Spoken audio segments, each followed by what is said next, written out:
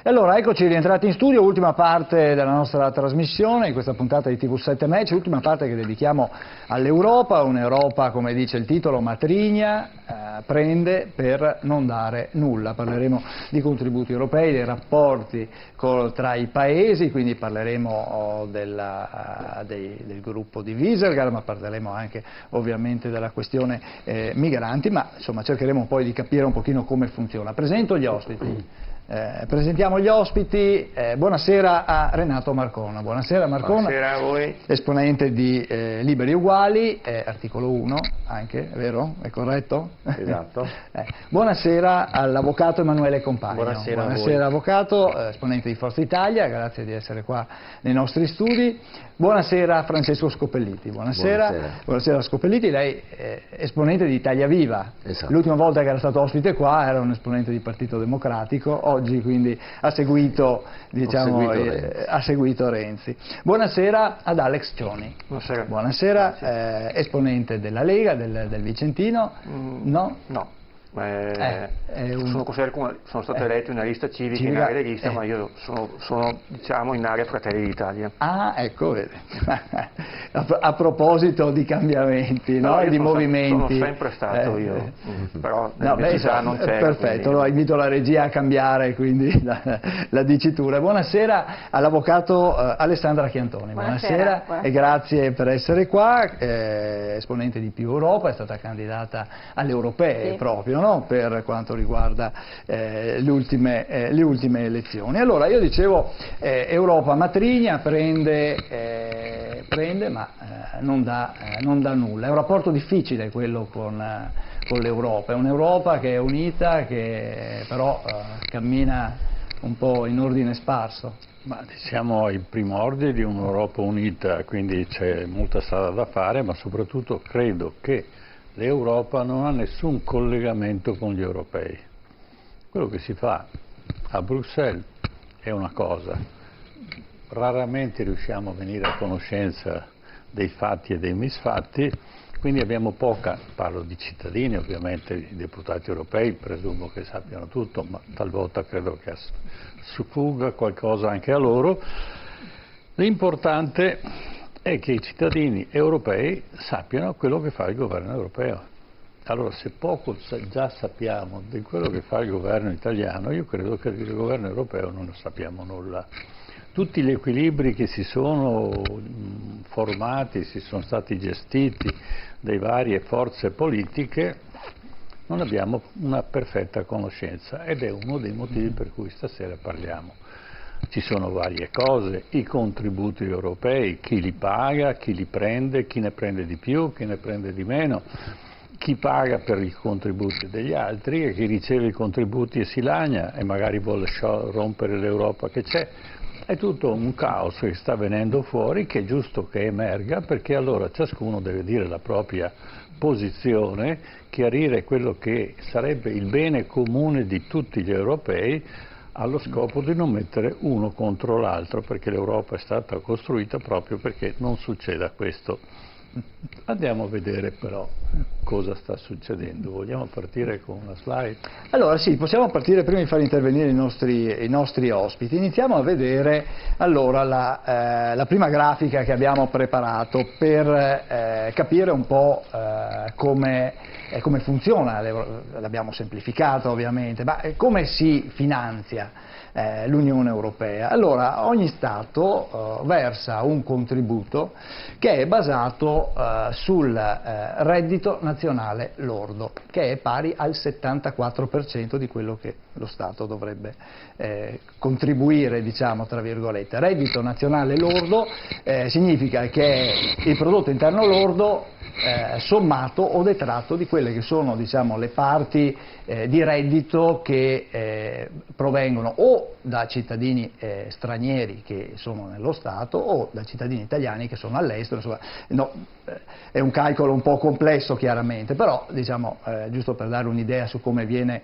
considerato, come viene calcolato. Poi abbiamo il contributo basato sull'IVA, che incide per un 13%, poi ci sono i dazi doganali che danno un 12% delle entrate, poi ci sono altre entrate, un 1%. E questo è come è formato. Allora vediamo ad esempio come contribuisce l'Italia, vediamo la slide successiva. Eccola qua. Allora, l'Italia intanto contribuisce, l'ultimo dato disponibile, 12 miliardi di euro sono stati versati all'Unione Europea. Allora, abbiamo visto prima le risorse Parliamo basate... dell'ultimo anno. Le risorse basate sull'IVA, 2 miliardi e 132 milioni, risorse basate sul PIL o appunto come dicevo prima il prodotto nazionale lordo, 8 miliardi e 800 milioni, poi c'è il rimborso britannico per l'uscita della Brexit, 978 in questo caso sono milioni, e poi ci sono gli adeguamenti, che è una detrazione di 79 milioni, e poi il pagamento per le eccezioni, sono altri 145 milioni. Questo è quello, diciamo, che come è composto il contributo che dà l'Italia all'Europa. Allora, a questo punto vediamo subito chi contribuisce, come contribuisce. Vediamo, diciamo, quelli che contribuiscono di più. Eccoli qua.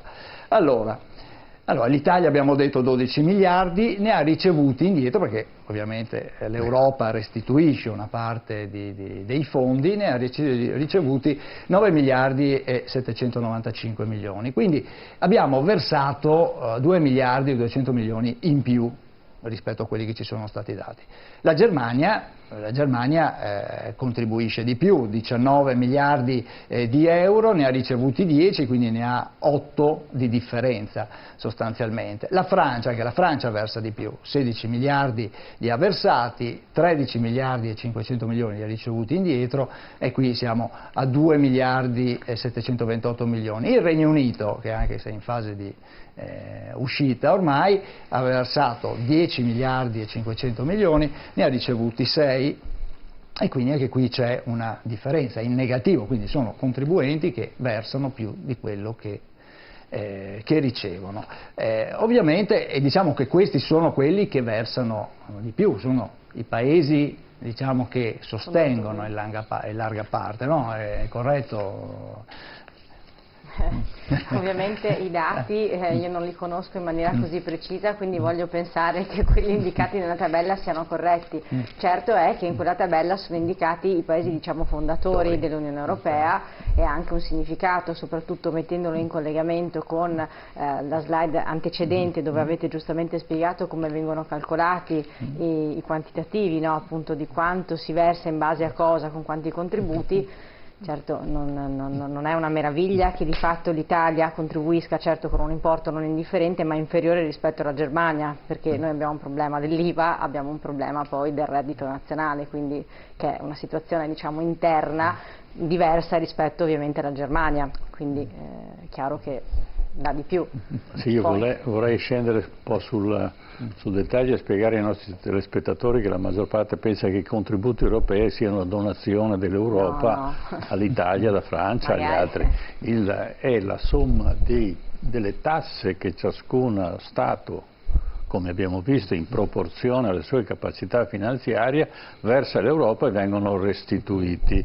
Certo. Ma diciamo che sono degli Stati, fondatori o meno, che versano di più e lasciano in Europa una buona quantità di soldi, mentre ci sono Stati che non fanno questo, quindi versano poco ma ricevono moltissimo. Allora io partirei adesso, interromperei questa sequenza di dati, perché sennò poi ci confondiamo. E diciamo, è giusta questa ridistribuzione delle ricchezze, come diceva il buon Marx? Certo, va, Renato Marconi.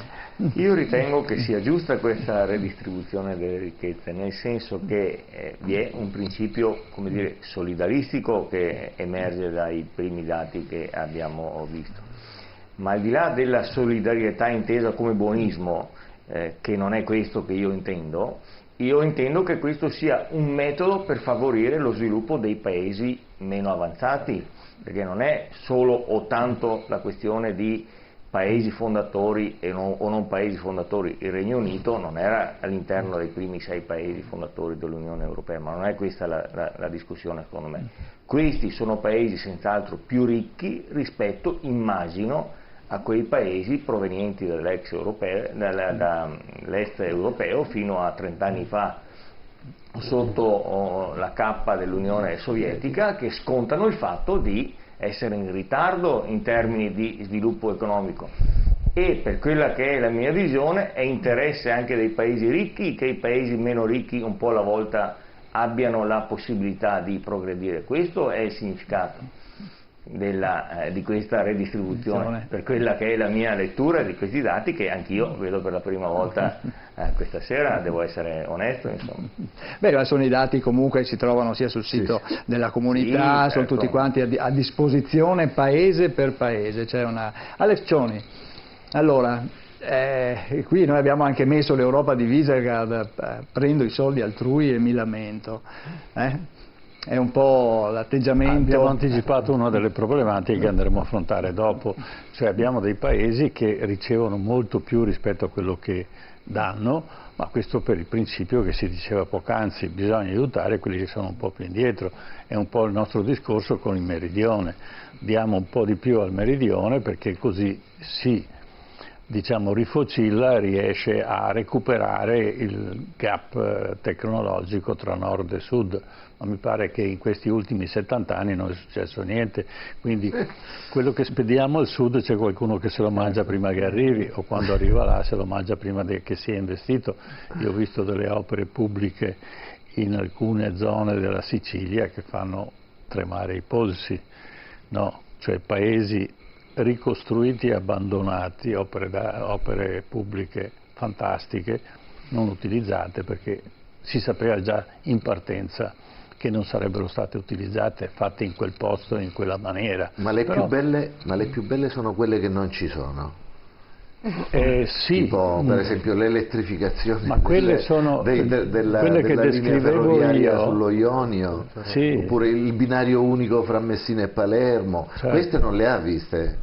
Sì, e invece sono bellissime. Ma io ho visto Messina e Palermo in autostrada, metà di qua, metà di là, quando la Comunità Europea ha già pagato e abbiamo fatto mezza autostrada, non so se adesso l'hanno completata, risale a un paio di anni fa il mio viaggio in Sicilia in auto. Quindi il problema è sapere come gestire questi fondi. Lei ha un'idea di come vengono ridistribuite queste risorse?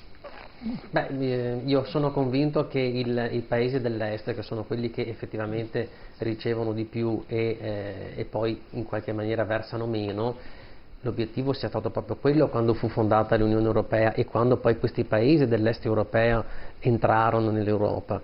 Fu anche proprio per aiutarli e spingerli a entrare nell'area del benessere.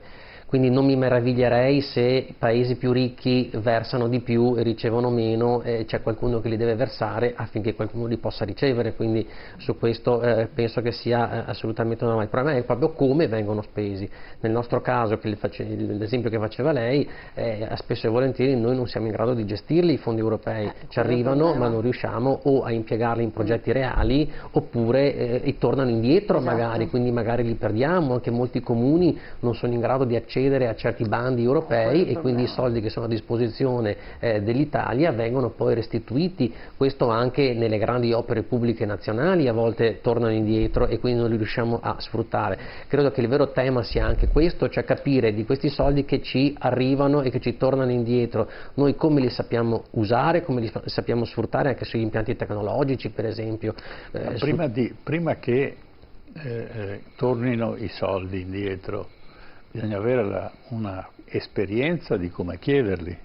Quello credo che sia il problema principale, nel senso che il brutto è che nessuno conosce come chiedere. No, pochi ne conoscono, c'è proprio un problema secondo me di burocrazia. Adesso io non ho idea con precisione se l'Italia rispetto agli altri Stati membri in effetti quanto non riesce a usufruire e sfruttare di quei denari che sono disposti sotto forma di fondi. Certo è che l'Italia io non credo che abbia un primato, ma quasi, nel senso che effettivamente non vengano sfruttati, cioè non si è in grado, ed è un peccato, di poterli utilizzare. Secondo me è proprio per un meccanismo che forse è troppo complesso. Allora chi è preposto ad aiutare le aziende, le attività per poter accedere a questi fondi? Perché sinceramente io non sarei in grado di capire come entrare. Ho delle attività, però non so come accedere a questo. C'è un ufficio, per esempio in Veneto, dove dice: vieni qua, mi dici la tua idea, io cerco di dargli una formazione, una configurazione, e lo presentiamo, perché se sbaglio la domanda è inutile che la faccia. Certo. Più Italia, Italia e meno Europa. Italia viva. Italia viva. Allora, vi do un dato: la Polonia dal 2010 al 2014 ha ricevuto dall'Unione Europea 104 miliardi di euro, cioè che è una cifra incredibile, no? Se ci pensate. Rispetto al bilancio polacco è una cosa rispetto al bilancio polacco. Io sono stato un paio d'anni fa in Polonia perché mio figlio si è laureato a Cracovia, e effettivamente la Polonia ha fatto enormi passi da gigante, no? Per esempio non c'erano le autostrade in Polonia, adesso ci sono le autostrade dappertutto, anche perché le hanno costruite piuttosto rapidamente, perché loro, al contrario di noi, spendono molto rapidamente i soldi che ricevono dall'Europa. È anche vero, aggiungo, che in Italia siamo migliorati molto sotto quell'aspetto. Nei primi anni 2000 spendevamo intorno al 30% delle risorse destinate all'Italia da parte dell'Europa, stiamo arrivando abbiamo superato l'80%, quindi insomma, la performance è migliorata. Cominciamo a spenderli bene anche noi. Ma quello che mi scandalizza non è questo, perché se voi vedete come è composto il tributo all'Europa, è evidente che è un tributo solidaristico, come diceva prima il collega, ma e che è anche giusto, cioè i paesi più ricchi versano più dei paesi, i paesi ricchi, che hanno un PIL molto alto, il 73%, e l'ulteriore 12% legato al volume degli affari, no? All'IVA. Ecco. Quindi è giusto così. Quello che mi scandalizza, e sottolineo scandalizza, è il fatto che questa Europa da un lato con una mano dia tutti questi soldi, ma poi con l'altra mano non pretende che i diritti e i valori dell'Europa siano rispettati in tutti i 27 paesi. Per esempio questo fatto che i paesi di Visegrad non rispettino la questione sui migranti, secondo me è scandalosa, insomma, e andrebbero penalizzati in qualche modo. Come si penalizzano? Togliendogli i soldi, una parte dei soldi, mica tutti, insomma. Cioè, noi adesso possiamo ragionare su quello. Certo, sentiamo anche le lezioni. Non ho capito un principio. Noi diamo i soldi all'Europa, e una parte giustamente ci tornano indietro.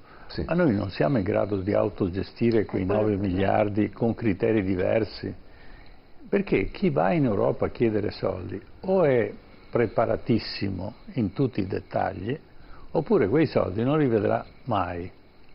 No, scusi, non è così. Gli italiani perché non si possono gestire? Allora noi versiamo, vediamo lo schema, versiamo 12 miliardi, no? E praticamente ne portiamo a casa 9,5, 9,7. Perché non ci gestiamo noi come italiani questi fondi e diamo 2 miliardi per sostenere quelli poveri? Perché il meccanismo eventualmente in Italia potrebbe essere molto più agevole per chi chiede fondi e non dover andare in Europa, che poi non sai sbagliato. Sbagliato. Sbagliato. Sì, ecco, perché la garanzia che la spesa sia fatta a regola d'arte è dovuta al fatto che bisogna rispettare i regolamenti europei.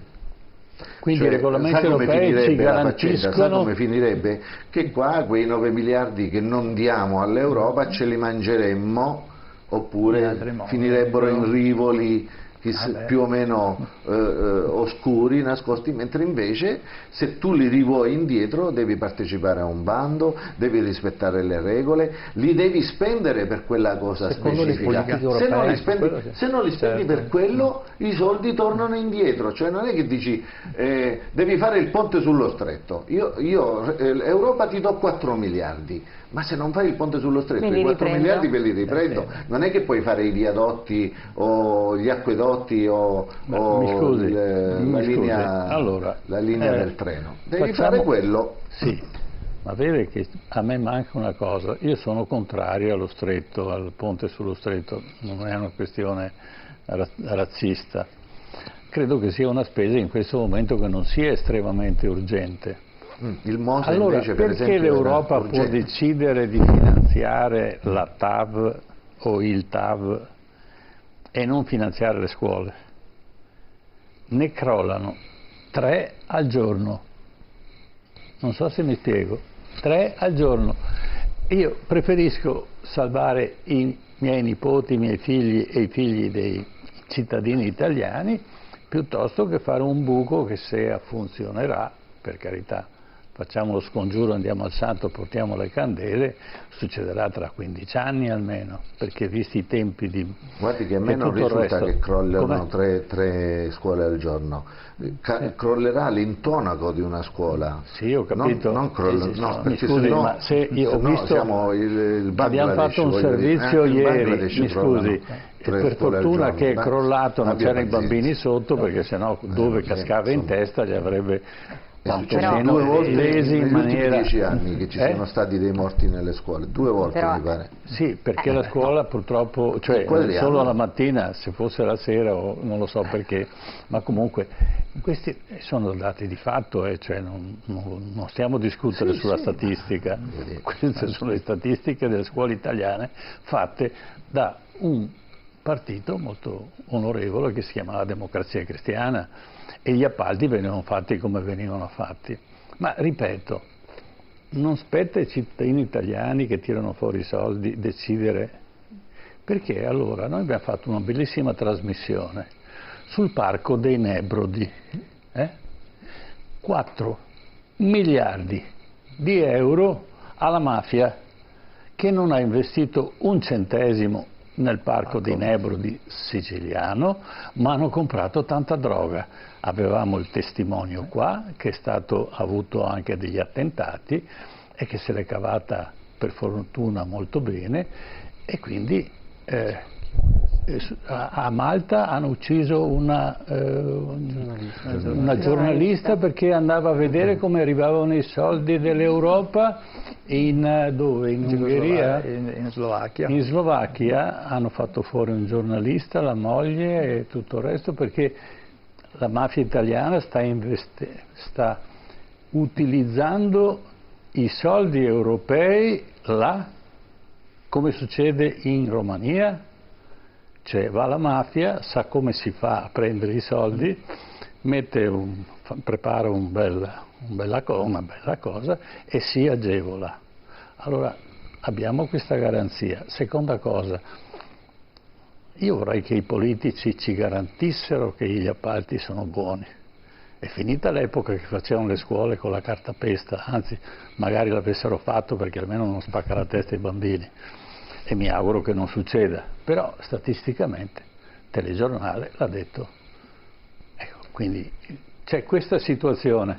Perché l'Europa non riesce a gestire i suoi soldi? Questa è la mia domanda. Perché ne abbiamo documentazione, ci sono dei morti.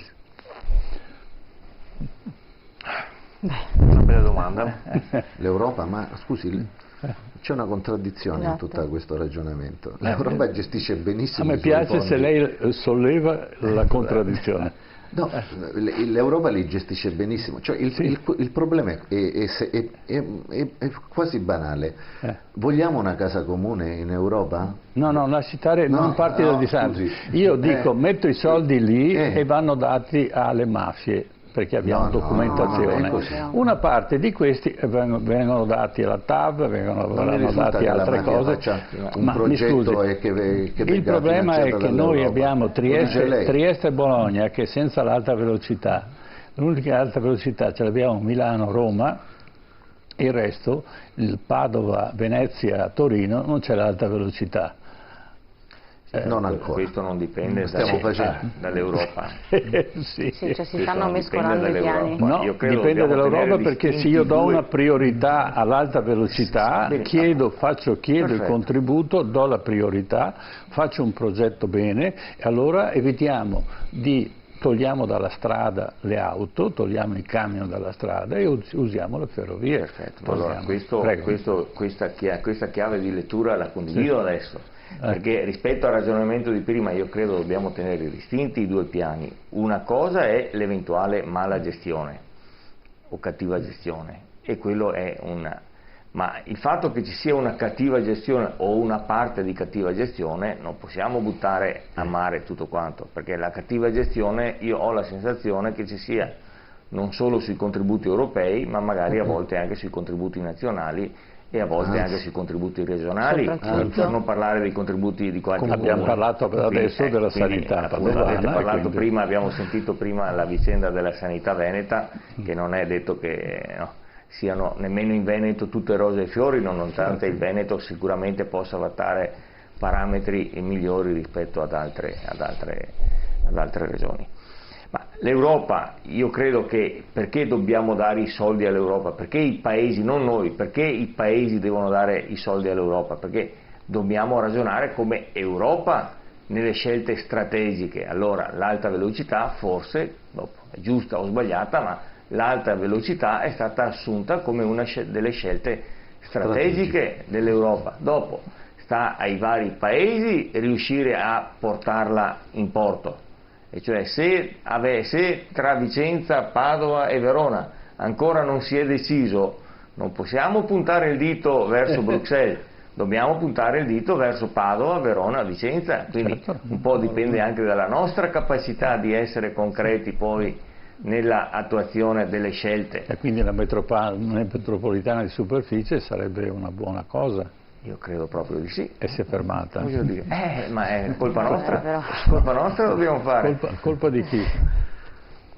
Dell'Europa. Dell'Europa.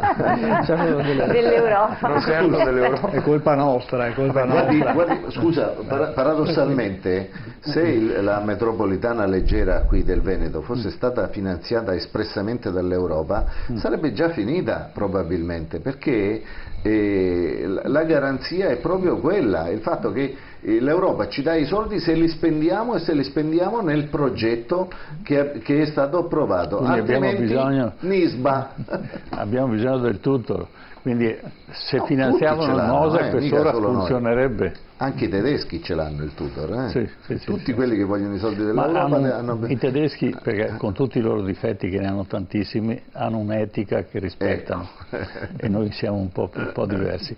Ma allora vediamo la discrepanza tra quelli che sono i nostri contributi dei padri fondatori e vediamo invece la differenza con quello che prendono un certo tipo di raggruppamento noi abbiamo fatto sociopolitico che sta in Europa. Allora vediamo se la regia propone la grafica, eccolo qua. Allora vediamo quanto versa Visegrad, che è questo gruppo di paesi, Repubblica Ceca, Ungheria, Polonia e Slovacchia. Allora questi sono i contributi che versano.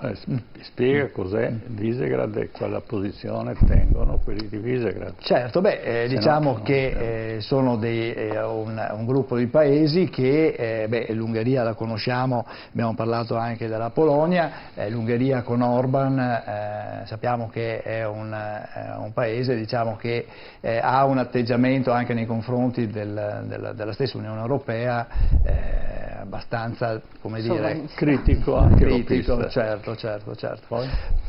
Comunque, vedendo quelli che sono i contributi, si vedono la Repubblica Ceca ne versa 1 miliardo e 282 milioni, ne riceve 3 miliardi 894, quindi ha una differenza in positivo di più di 2 miliardi e mezzo. L'Ungheria versa 820 mila euro e riceve 4 miliardi.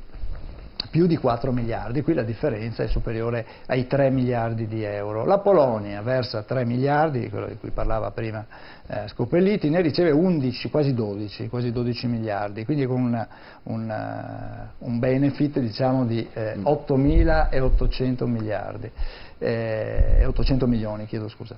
La Slovacchia 599.000 euro di versamento, ne riceve 1 miliardo e 6, come vediamo rispetto agli altri paesi qui diciamo, sono paesi che vengono sostenuti a questo punto, ricevono molti finanziamenti dall'Europa, però sono anche quei paesi che ad esempio come l'Ungheria, e prima abbiamo accennato al discorso dei migranti, della serie io i migranti non li voglio, quindi cioè fa parte dell'Unione Europea, accetta i fondi, però poi quando è il momento di, tra virgolette, di condividere quelle che sono la stessa posizione anche la Polonia direi, no?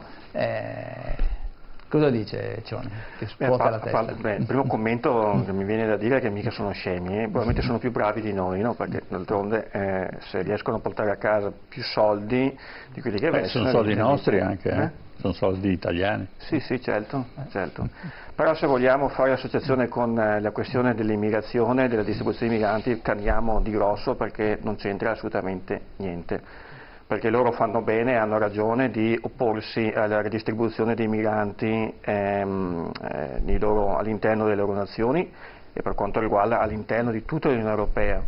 Perché poi quando si parla del tema dei migranti, dell'immigrazione illegale, e si fa la confusione col Trattato di Dublino, non conoscendo cosa c'è scritto all'interno del Trattato di Dublino, perché nel Trattato di Dublino si parla di richiedenti asilo e dei rifugiati politici, non di migranti economici. I paesi, le nazioni di Visegrad dicono no alla ridistribuzione perché sono consapevoli, coscienti che la maggior parte dei migranti che arrivano in Europa attraverso l'Italia sono migranti economici. E i migranti economici stanno fuori dalla logica dell'inserimento nella protezione internazionale e di tutto il sistema dell'accoglienza. Quindi sta tutto lì il problema tra l'Europa o quella parte dell'Europa che vuole adesso un'accoglienza che in realtà nei fatti comporta solamente un impegno per l'Italia, mentre i paesi, le nazioni di Visegrad, cosiddette tali, dicono no perché noi dobbiamo proteggere i confini esterni dell'Unione Europea dall'immigrazione illegale. I rifugiati e i richiedenti asilo sono un'altra materia che rientrano in Dublino, ma sono una piccolissima parte. Cioè, per essere chiari, se noi in Italia dovessimo solamente pensare a gestire l'accoglienza dei richiedenti asilo, quindi i rifugiati politici, eccetera, noi potremmo tranquillamente gestirli da soli senza avere bisogno dell'Europa, per quanto sono pochi i numeri, no? E il problema è tutto il resto, cioè le centinaia di migliaia che sono arrivati in Italia dal 2014 in poi, che hanno creato quel problema anche nei nostri territori, nella difficoltà, nell'impossibilità di riuscire a gestire il fenomeno. Certo, prima di dare modo agli altri intervenuti di replicare, abbiamo un telespettatore che è in attesa al telefono. Buonasera, il suo nome gentilmente, da dove chiama? Buonasera, mi chiamo Maurizio, chiamo da Caronaghe. Prego signor Maurizio. Sì, mi sembra che sulla questione del dare e avere ci sia un equivoco anche nelle parole, mi sembra, del dottor Case. Qui si è detto praticamente, ma se un paese da 14 e riceve 12, perché non se li può spendere come vuole? Mi pare che ma le cose non stanno così, perché in realtà i contributi che ciascun paese dà all'Unione Europea entrano nel bilancio dell'Unione Europea e il bilancio dell'Unione Europea è ripartito in capitoli. E ai capitoli corrispondono delle attività, capitoli formazione professionale, capitoli infrastrutture, capitoli ambiente, e si può accedere a dei finanziamenti se la richiesta è coerente a quei progetti e a quei capitoli di bilancio. Quindi insomma il discorso che si è fatto all'inizio secondo me conteneva un equivoco abbastanza grosso. Insomma, se un paese chiede un finanziamento all'Unione Europea, lo chiede per realizzare qualche cosa e deve realizzare quel qualche cosa nei tempi e nei modi che sono previsti. Questo mi pare che sia la premessa. Per quanto riguarda, mi permetto di dire una cosa su quello che sentivo dire dal signor Cioni, ma le cose non stanno così, signor Cioni. I migranti che arrivano che sono arrivati nei vari paesi, in Italia, in Grecia, a Cipro, in Spagna e così via, al 99% hanno fatto la richiesta di asilo o di protezione internazionale e in quanto tali poi verranno giudicati se è meritevole, se non è meritevole. Quindi il discorso della ripartizione andrebbe fatto per tutti quelli che fanno la richiesta. I vari paesi europei, compresi il Visegrad, dovrebbero prenderseli e poi provvedere a decidere se meritano, se non meritano, se corrispondono alle regole internazionali o meno. Grazie, buonasera. Grazie a lei, grazie signor Maurizio. Sì, posso replicare? Sì. No, vorrei spiegare questo. Il problema è stato in parte affrontato all'ultimo incontro di Malta perché finalmente abbiamo un ministro dell'interno che lavora, non che beve il mojito, e quindi era lì a lavorare e ha incontrato il ministro tedesco, il ministro francese. Che cosa si è deciso sostanzialmente? Si è deciso che tutti quelli che arrivano trasportati dalle organizzazioni non governative vengono intanto ripartiti nei vari paesi europei, i quali decidono autonomamente se queste persone hanno diritto a essere ospitate, se devono essere rimpatriate e così via. Il punto è proprio questo, cioè il fatto che si sia deciso una volta per tutte, e speriamo che tutta Europa